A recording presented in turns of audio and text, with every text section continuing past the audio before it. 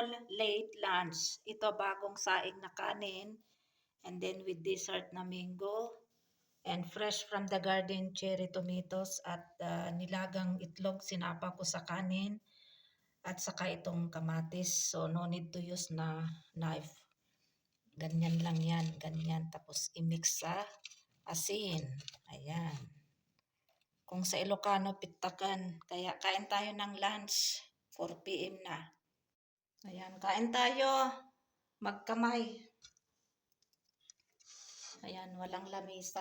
Inshallah, makakabili din ng lamisa. Simple na lamisa dito sa aking bagong kusina. Pag nakaalis na inshallah si Fahad, malapit na siyang aalis. Papuntang Europe inshallah. Bismillahirrahmanirrahim.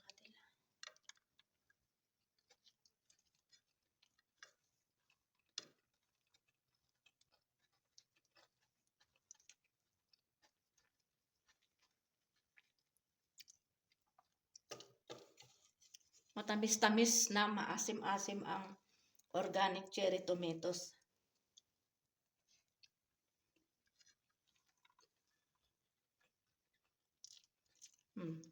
Ganyan ah.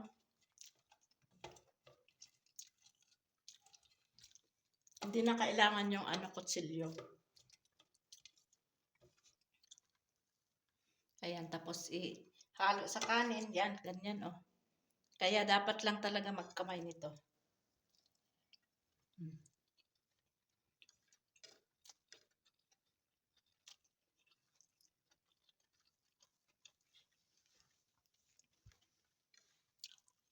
Silangga, kumain na si Fahad.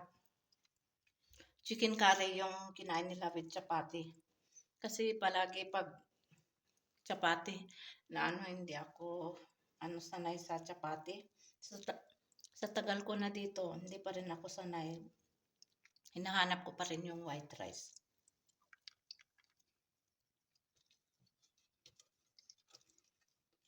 Kumakain ako pero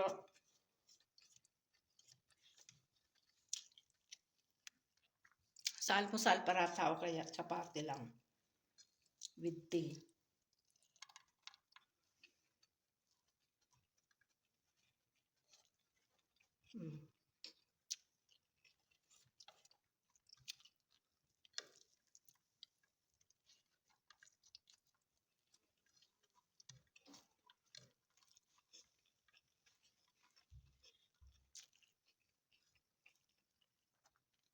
Si Fatma kumain na din. Sila Kai at saka yung bayaw ko na from Germany may pinuntahan kasi Friday ngayon. Kung napanood nyo yung aking vlog ngayon na in-upload ko ay pumunta sila doon sa kapatid ng aking binan na babae.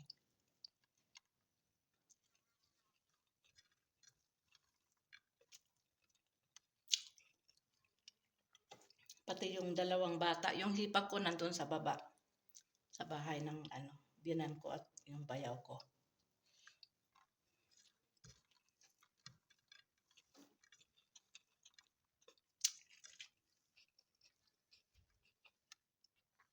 Mamaya pa ako pupunta doon. Kasi kagabi, siya nung nagluto, kaya pumunta kami doon. Nagluto siya ng rice plau, tapos chicken curry, then may salad, at saka vegetable with potato.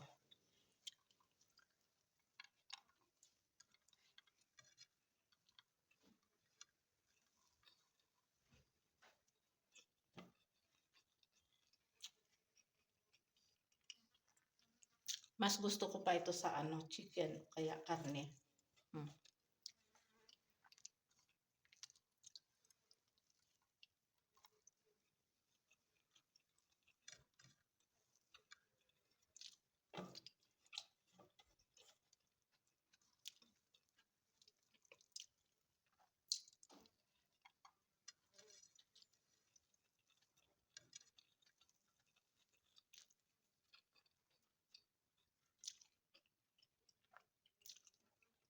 Pagkakain kasi ako ng chapati, parang hindi ako nabubusog.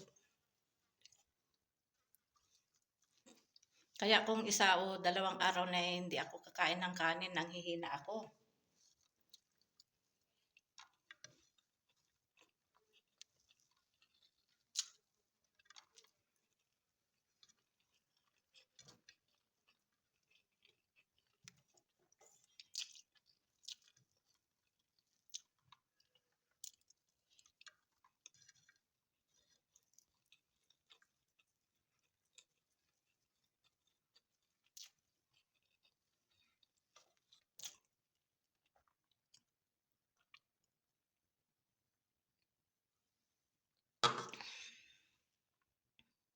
Ayan, tapos na akong kumain. Alhamdulillah.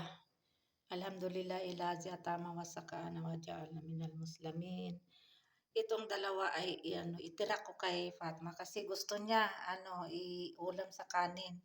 Kaya pagkatapos kong kumain, yung ulam ko na itlog, kamatis with salt ay ano, inulam ko yung ano, itong mangga dito sa ano kanin. Kaya busog-lusog, alhamdulillah. Solve ang aking lunch. Siguro mamayang gabi late na akong kakain kasi past 4 p.m. na eh.